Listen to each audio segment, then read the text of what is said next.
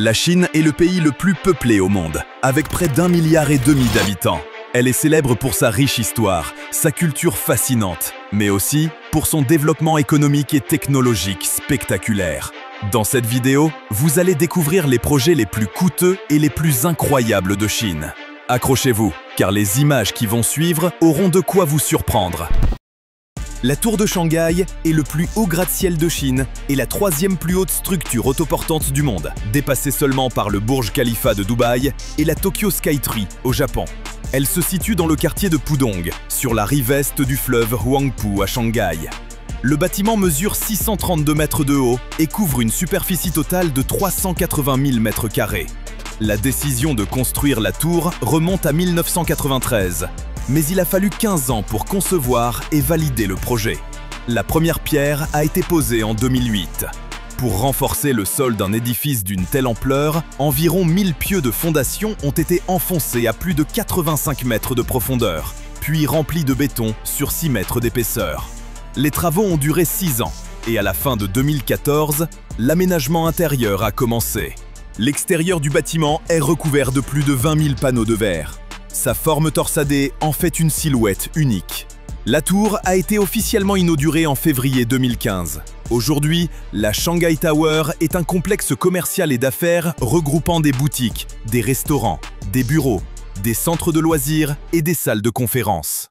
Au rez-de-chaussée, on trouve un musée urbain avec des statues de cire et un intérieur original reflétant la culture et le mode de vie chinois. Le 118e étage abrite une plateforme d'observation offrant une vue spectaculaire sur l'une des villes les plus peuplées du monde. Le coût exact de la construction n'a pas été révélé, mais les experts l'estiment entre 3 et 4,5 milliards de dollars américains. L'aéroport international de Pékin-Capitale, également connu sous le nom de Suzhou, est le plus grand de Chine. Il se trouve à 20 km de la ville de Pékin et accueille en moyenne 100 millions de passagers par an. Suzhou a été inauguré en 1958, devenant ainsi le tout premier aéroport du pays. À l'origine, il ne s'agissait que d'un petit terminal réservé aux hauts responsables de l'État, mais avec le temps, il a été ouvert à l'ensemble de la population.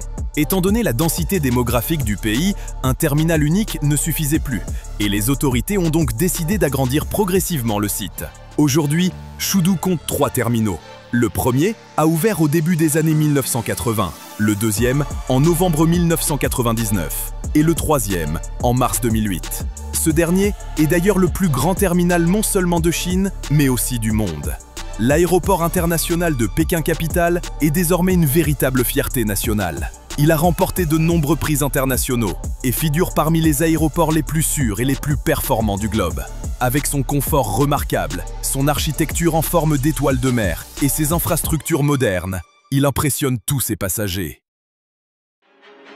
Les stades flottants gagnent peu à peu en popularité dans de nombreux pays à travers le monde. Le plus célèbre et le plus grand d'entre eux se trouve à Singapour, dans la baie de Marina, et peut accueillir jusqu'à 30 000 spectateurs. Mais le gouvernement chinois compte bien battre ce record en construisant un stade flottant bien plus imposant encore. Pendant longtemps, les projets imaginés par les architectes chinois sont restés secrets.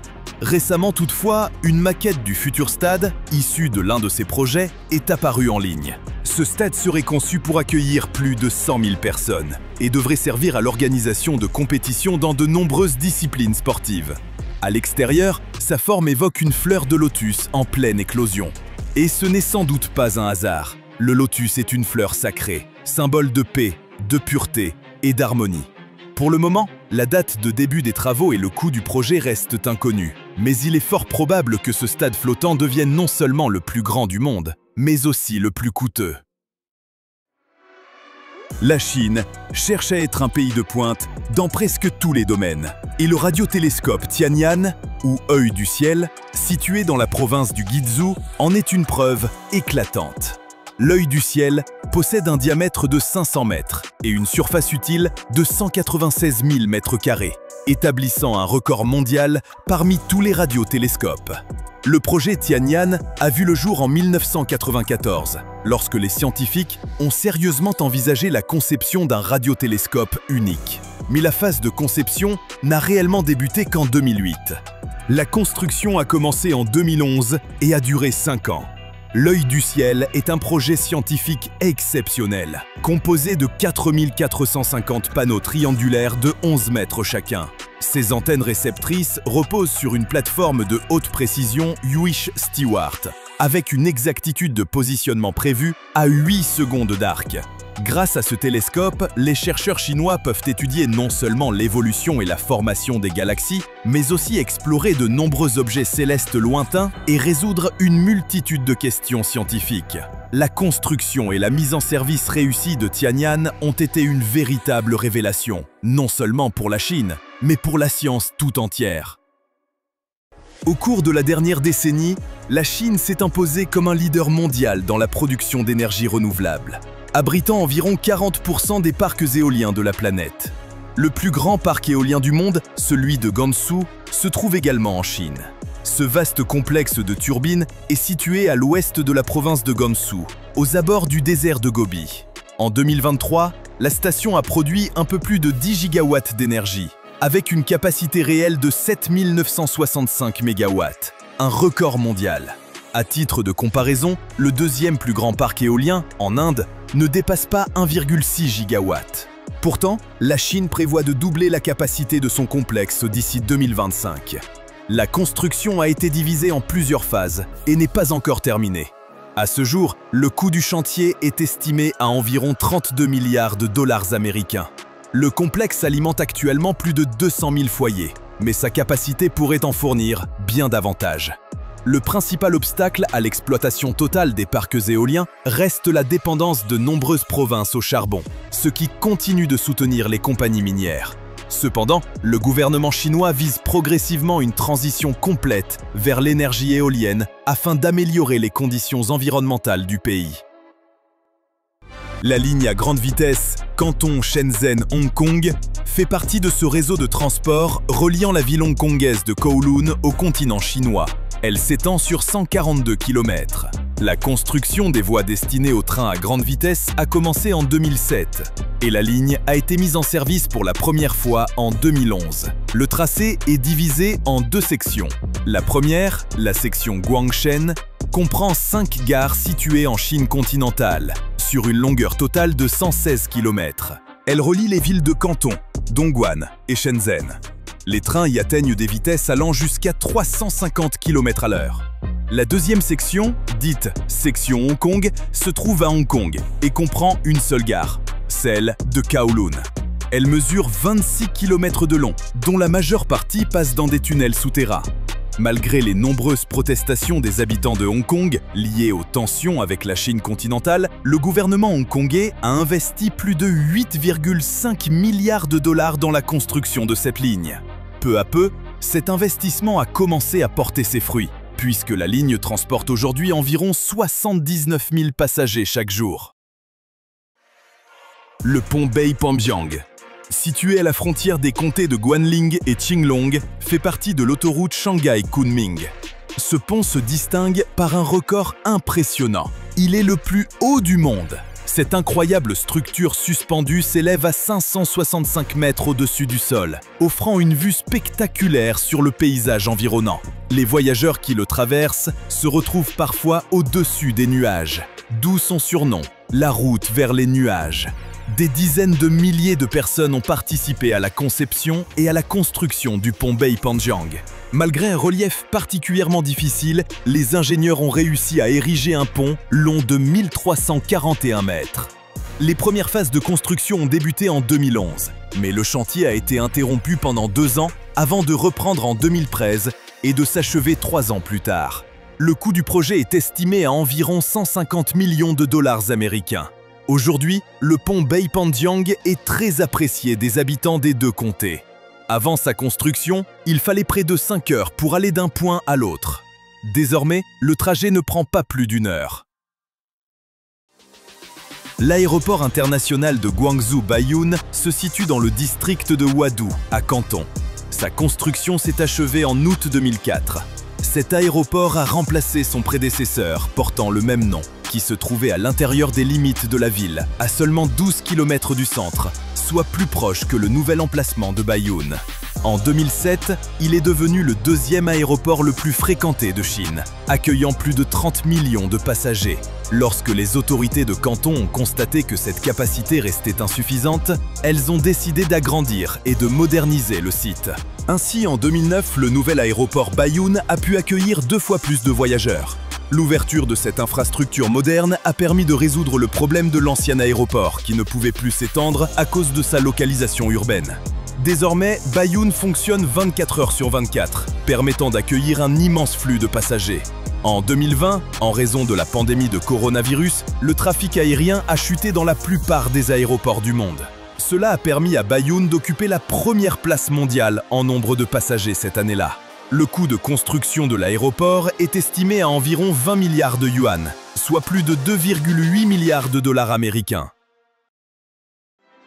La construction de viaducs, ces structures de transport semblables à des ponts, remontent à l'époque de la Rome antique. Et dans ce domaine aussi, la Chine a su se distinguer du reste du monde. La fierté du pays, c'est le grand pont Danyang Kunshan, situé dans la province orientale du Jiangsu, entre les villes de Shanghai et de Nankin. Il ne vous étonnera sans doute pas d'apprendre que ce viaduc figure dans le livre Guinness des records comme le plus long pont du monde. Sa longueur totale dépasse légèrement 164 km. Pour parcourir cette distance en voiture à 90 km/h, il faudrait presque 2 heures. Vous imaginez donc l'ampleur de ce viaduc. Et si vous pensez que sa construction a pris des décennies, détrompez-vous. Les ingénieurs chinois ont réussi à ériger cette structure gigantesque en seulement 2 ans. En 2011, le viaduc a été inauguré et intégré à la ligne à grande vitesse Pékin-Shanghai. Sa construction a nécessité 2,5 millions de mètres cubes de béton et environ 500 000 tonnes d'acier, pour un coût total estimé à 10 milliards de dollars américains. La ligne à grande vitesse Pékin-Shanghai est la plus rapide du monde, avec des trains atteignant jusqu'à 380 km/h. Elle s'étend sur 1318 km et relie 2 grandes zones économiques chinoises, celle de la baie de Bohai et celle du delta du fleuve Yangtze. Grâce à cette ligne, il est possible de voyager de Pékin à Shanghai en seulement 4 heures.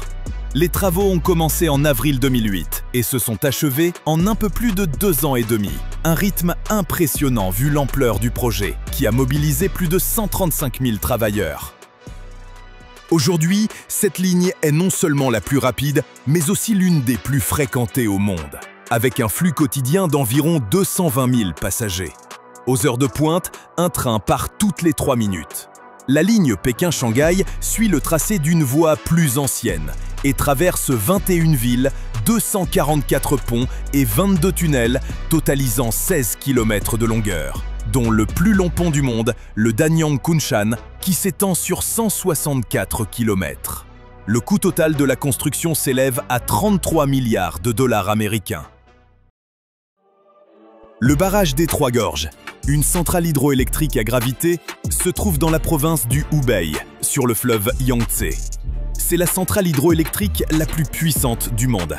En 2020, lors de fortes pluies, sa production annuelle a atteint un record de 118 milliards de kWh.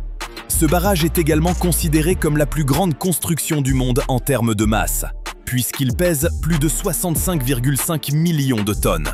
L'idée de bâtir le barrage des Trois Gorges remonte à 1919. 13 ans plus tard, le gouvernement chinois a commandé l'élaboration du projet. Mais la guerre sino-japonaise puis la guerre civile ont retardé sa réalisation. La Chine n'a repris le projet qu'au cours des années 1990. Les travaux ont commencé en décembre 1994 et se sont achevés en juillet 2012. Ce projet fut l'un des plus ambitieux du pays, avec un coût estimé à 30,5 milliards de dollars américains. Au départ, il devait être rentabilisé en 10 ans, mais contre toute attente, il a remboursé son coût en seulement 4 ans après sa mise en service. L'aéroport de Tianfu est le deuxième aéroport international de Chengdu, la capitale de la province du Sichuan, dans le sud-ouest de la Chine. Il se situe dans la ville de Luzhou, à environ 50 km du centre de Chengdu. L'idée de construire un second aéroport est apparue en 2007. À cette époque, Chengdu ne possédait qu'un seul aéroport, ouvert 86 ans plus tôt. Peu à peu, la population de la province a augmenté, rendant l'ancien aéroport insuffisant pour répondre à la demande. La construction d'un nouveau complexe aérien moderne devait donc permettre de résoudre ce problème. En 2011, les autorités ont commencé à chercher un emplacement pour le futur aéroport, et leur choix s'est finalement porté sur Luzhou. Les travaux de Tianfu ont débuté en septembre 2015, et l'aéroport a été ouvert aux passagers en 2021. Il dispose actuellement de 3 pistes et de 2 terminaux, capables d'accueillir jusqu'à 60 millions de passagers par an. Cependant, il est prévu d'ajouter 3 autres pistes et 2 terminaux supplémentaires, ce qui doublera sa capacité. La construction de ce deuxième grand aéroport international a fait de Chengdu la 3e ville aérienne la plus importante du pays, après Pékin et Shanghai. Un choix judicieux, puisque la capitale du Sichuan compte aujourd'hui plus de 20 millions d'habitants. On ne sait pas vraiment d'où provient cette image, ni si elle montre une véritable scène. Elle semble représenter un gigantesque véhicule militaire d'un autre monde, ce qui laisse penser qu'il s'agit probablement d'un montage ou d'une création numérique. Cependant, il est vrai que la Chine investit énormément dans le développement et la modernisation de son armement depuis plusieurs années. Espérons donc que cette image soit bel et bien fausse et qu'elle ne reflète pas une réalité à venir. Hongqiao est un immense centre de transport intermodal pour les passagers, couvrant plus d'1 million de mètres carrés. Il relie les districts suburbains de Changning et de Minhang à la ville de Shanghai et comprend l'aéroport international de Shanghai-Hongqiao, la gare à grande vitesse interurbaine de Hongqiao, 3 lignes de métro, des bus, des taxis et même une station de train à lévitation magnétique. Grâce à ce pôle, les habitants et les visiteurs de Shanghai peuvent passer rapidement et confortablement d'un moyen de transport à un autre. Son ouverture a été un événement majeur, car Shanghai est l'une des villes les plus densément peuplées du monde. À lui seul, l'aéroport de Hongqiao peut accueillir plus de 40 millions de passagers par an. Le hub est conçu pour gérer les déplacements quotidiens de plus d'1 million de personnes. Il permet même de relier Pékin à Shanghai en seulement 4 heures. L'idée de créer un grand centre de transport a vu le jour en 2005. Un an plus tard, le gouvernement de Shanghai a fondé l'organisation Shanghai Rainbow Investment, qui a lancé la construction du complexe. Dans le cadre du plan d'infrastructure pour l'exposition universelle, les travaux se sont achevés fin 2009 et le hub a été ouvert au début de l'année 2010. Le centre de Hongqiao a permis de résoudre efficacement les problèmes d'engorgement du trafic à Shanghai. C'est pourquoi d'autres villes chinoises, comme Hangzhou, Canton et Shenzhen, ont commencé à investir dans des infrastructures similaires. Actuellement, la Chine compte au moins 30 centrales nucléaires en activité, et plus de 20 autres sont en cours de développement. Leur construction et leur maintenance nécessitent des investissements colossaux, mais ces centrales jouent un rôle économique essentiel pour le pays. La centrale nucléaire de Qinshan se trouve sur la côte de la mer de Chine orientale, dans le district de Haiyan, province du Zhejiang. Fait intéressant, une autre centrale, Fangshan, se situe non loin de là. Les travaux de Qinshan ont commencé en 1985 et ont duré 6 ans. Il est important de noter que cette centrale a été la première construite en Chine, et aussi le tout premier projet nucléaire indépendant du pays. Le réacteur à eau pressurisée à 2 boucles a été conçu par les ingénieurs de l'Institut de recherche et de conception en ingénierie nucléaire de Shanghai. Par la suite, des réacteurs similaires ont été exportés vers le Pakistan. Inutile de préciser que la mise en service réussie de Qinshan a suscité une immense fierté nationale. Aujourd'hui, la centrale comprend 7 unités, pour une capacité totale de 4386 MW. Selon les estimations des experts, le coût initial de construction s'élevait à environ 3 milliards de dollars américains. En 2022, la Chine a une fois de plus surpris le monde en présentant le tout premier pétrolier Suezmax à double carburant au monde, fonctionnant au GNL. Ce navire a été construit par Guangzhou Shipyard International. Selon l'entreprise, le pétrolier affiche un déplacement de 158 000 tonnes et peut fonctionner aussi bien au gaz naturel qu'au pétrole brut. Cette capacité à utiliser le gaz permettra de réduire considérablement les émissions nocives dans l'environnement. Les constructeurs ont également précisé que le moteur principal du navire fonctionne avec un système à haute pression, assurant la combustion complète du gaz naturel liquéfié. Cette innovation vise à contribuer à la restauration écologique du pays. De plus, les fabricants prévoient déjà de proposer des navires similaires à d'autres pays dans l'avenir. Les pétroliers Suezmax sont les plus grands navires capables de franchir le canal de Suez en pleine charge. Ils mesurent généralement environ 60 mètres de large, 330 mètres de long et ne dépassent pas 68 mètres de haut. Fait intéressant, en 2022, la Chine n'a pas seulement présenté ce pétrolier, mais aussi plusieurs autres avancées remarquables dans le domaine de la construction navale.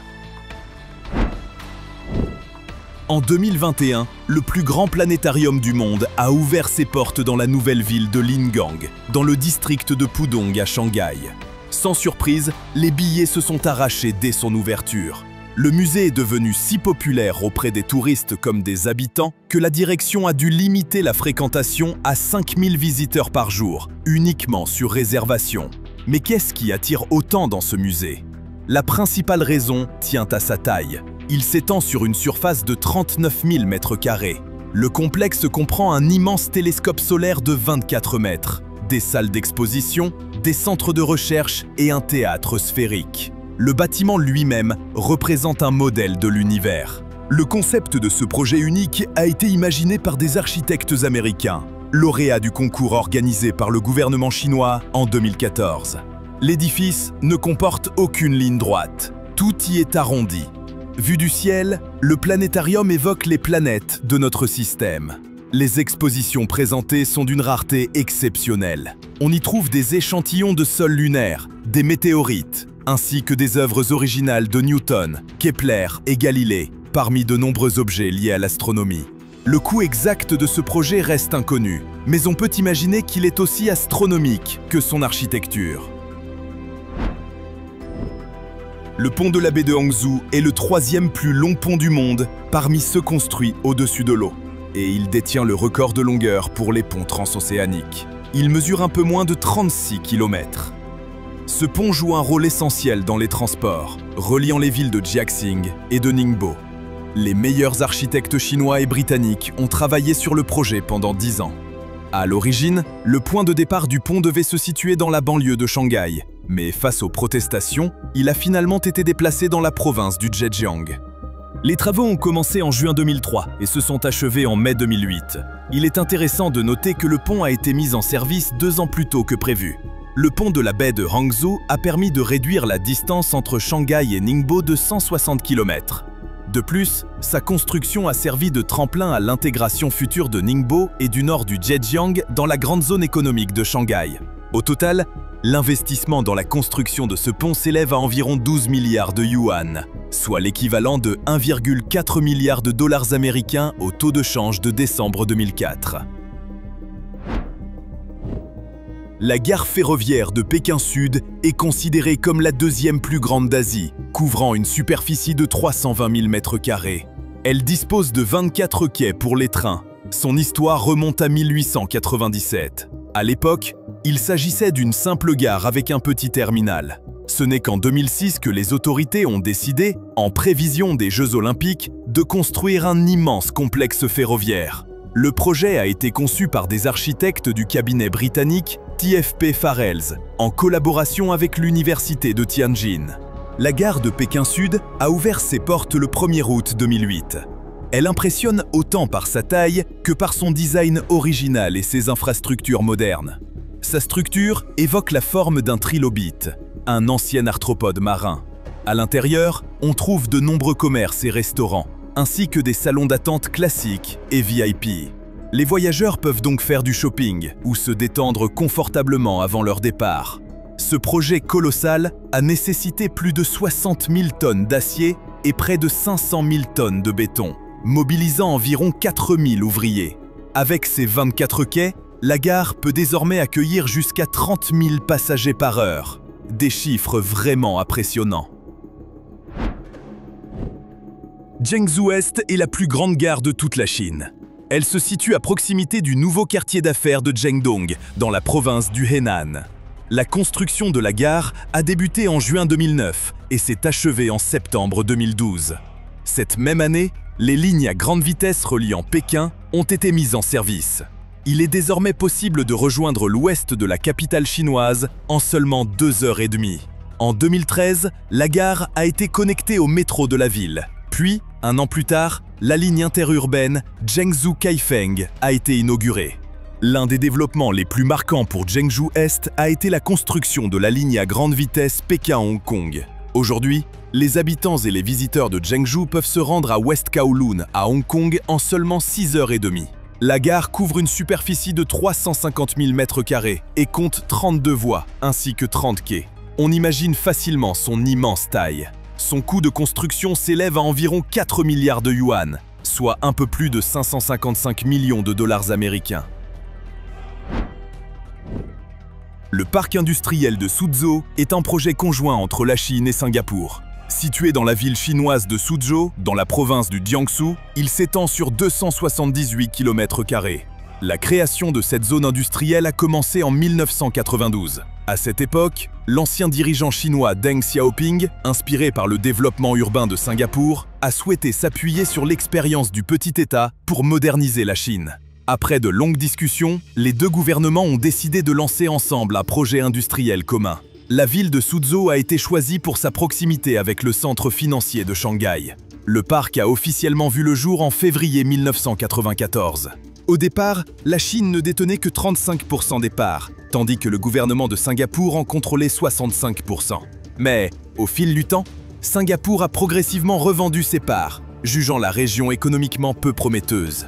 En 1999, le parc enregistrait en effet une perte de plus de 23,5 millions de dollars américains. Pourtant, la Chine, elle, a continué à croire au projet, misant sur la vente de logements situés dans des zones pittoresques et sur l'attraction de grands investisseurs. Et cette stratégie s'est révélée payante. Malgré des débuts difficiles, en 2019, le parc industriel comptait déjà plus de 25 000 entreprises et le volume du commerce extérieur dépassait les 1000 milliards de dollars. Avec le parc de Suzhou, la Chine a une fois de plus démontré son sens économique et sa puissance. L'aéroport international de Pékin-Capitale se trouve à 20 km du centre de Pékin. C'est le plus grand aéroport de Chine et le deuxième au monde en termes de trafic passager. Il comprend 3 terminaux, dont le plus vaste, le 3e, est connu sous le nom de Terminal du Dragon. Il a été inauguré en février 2008. Sa superficie totale atteint 986 000 m², ce qui en fait l'un des plus grands complexes aéroportuaires du monde, juste derrière le 3e terminal de l'aéroport international de Dubaï. Aujourd'hui, il sert de base principale aux compagnies membres d'alliances telles qu'Air China, OneWorld et Star Alliance. Le terminal 3 comprend un bâtiment principal, 2 satellites et 7 niveaux dont 2 souterrains. Il dispose d'infrastructures très avancées, un parking souterrain de 2000 places, des espaces pour les familles, des salles pour les personnes à mobilité réduite, plus de 200 dispositifs d'orientation, des systèmes de sécurité et de traitement des bagages, ainsi que de nombreux magasins et restaurants. Le coût de sa construction, en 2008, a dépassé les 3,5 milliards de dollars américains. N'oubliez pas le pouce en l'air si la vidéo vous a plu. Et surtout, abonnez-vous et activez la cloche des notifications.